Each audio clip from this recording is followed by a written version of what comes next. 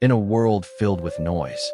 She lives in silence, not the empty kind, not the lonely kind, but the kind that listens. She moves through the city as if it cannot touch her. Cars pass, people talk, mouths open and close around her, but none of it reaches her. She laughs without sound, and somehow, it is softer than any voice I have ever heard. She is beautiful, not because of how she looks, but because of how gently she exists. Her words do not live in the air. They live in her hands, in her eyes, in the quiet spaces between movements. I love her, but she cannot hear me say it, and I do not yet know how to speak the language of her world. We stand close, so close that I can feel her warmth, and yet, we are separated by something invisible. Sound. I speak to her. She smiles politely, kindly, unsure. She signs something back, something beautiful. I can tell by the way her face softens, by the way her hands move with care. I nod. I smile. I pretend I understand. But when she looks away, my smile fades, because every moment with her reminds me of what I lack. Not courage, not love, language. I try to bridge the gap with gestures, with notes scribbled too quickly, with exaggerated expressions that feel childish. Sometimes she laughs.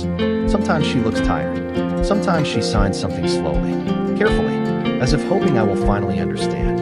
And every time I don't, the distance between us grows. Not physically, emotionally. There is a moment I cannot forget. She stands in front of me, hands moving, eyes full of something important, something heavy, something that deserves to be understood. I nod again. She stops signing. She looks at me differently now, and in that silence, I realize something painful and true. Sometimes love doesn't fail because it's weak. Sometimes love fails because it doesn't know how to speak. If I stay the same, I will never reach her. So I leave. No goodbye, no explanation, no trace. I disappear into quiet rooms, and empty halls, and long nights where no one speaks to me at all. I remove myself from noise, from comfort, from everything familiar. I study hands instead of voices, expressions instead of sound. At first, silence feels heavy, unforgiving. My fingers struggle. They shake. They refuse to obey. My hands ache. My mind grows tired. I make mistakes, over and over again, but my heart refuses to quit. Every sign I learn feels like a promise. Every correction feels like a step closer to her world. Time passes. Days blur into weeks. Weeks fold into months. And slowly, silence stops frightening me. It stops feeling empty.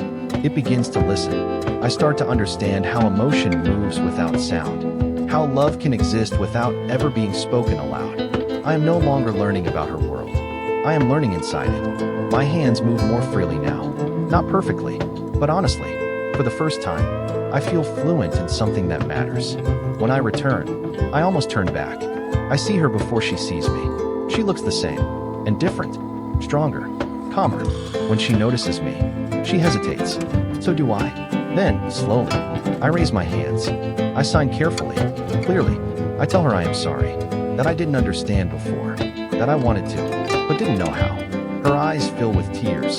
My hands shake again, but this time, they don't stop. I sign the words I once shouted into the air, hoping sound alone would be enough. I love you. She freezes. Then her hands rise. She signs back, faster than I expect, more emotion than I am ready for. I struggle to follow, and then I do. For the first time, we are not divided by silence. We sit together, hands moving, faces open. She corrects me gently. I laugh without sound. She laughs too, and it is the most beautiful sound I have never heard. I understand now. Love is not about being heard. It is about being understood. The world continues to make noise around us. Cars, voices, life. But between us, there is only meaning, only hands, only truth. And that is enough.